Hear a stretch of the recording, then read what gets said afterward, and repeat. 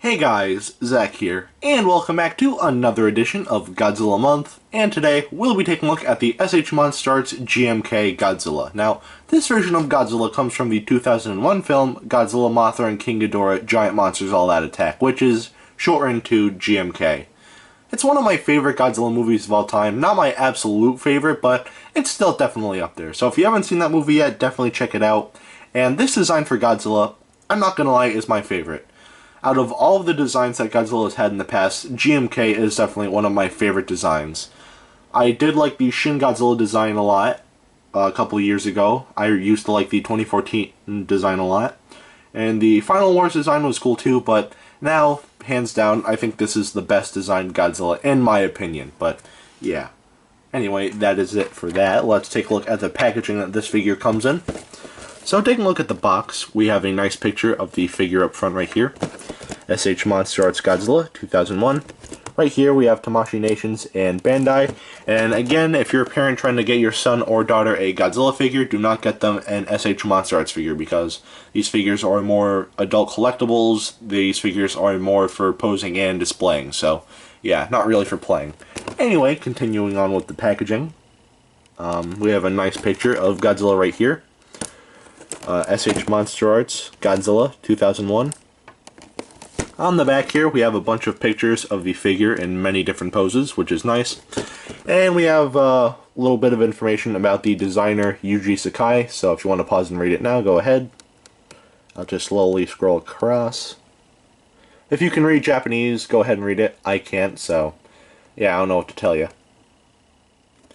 And right here, we have, again, MonsterArts Godzilla 2001. On the top, Godzilla 2001, MonsterArts, and at the bottom we just have legal information. And that is pretty much it for the the box that this figure comes in. Now we'll take a look at the figure itself, starting with the paint on this figure. And the paint on this figure is very good. So most of the figure is this gray color, which looks very nice, like a very dark gray.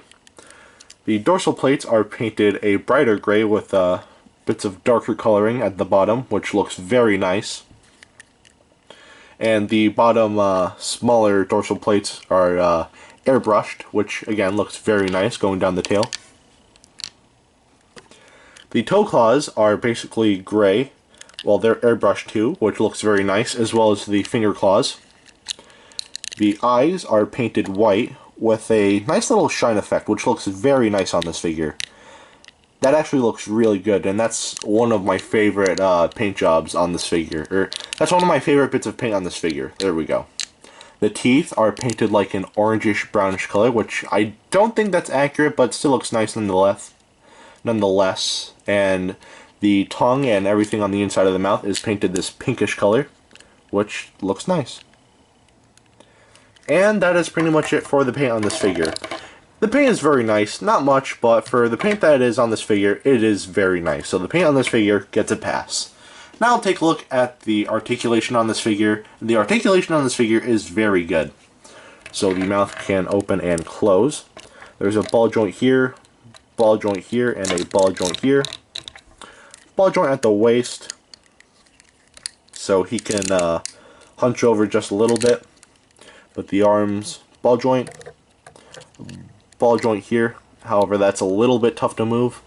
Bend at the elbow, and a ball joint at the hand here. Ball joint at the hips, bend at the knee, ball joint at the feet.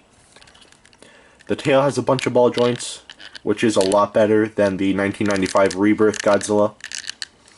And yeah, that's pretty much it for the articulation on this figure.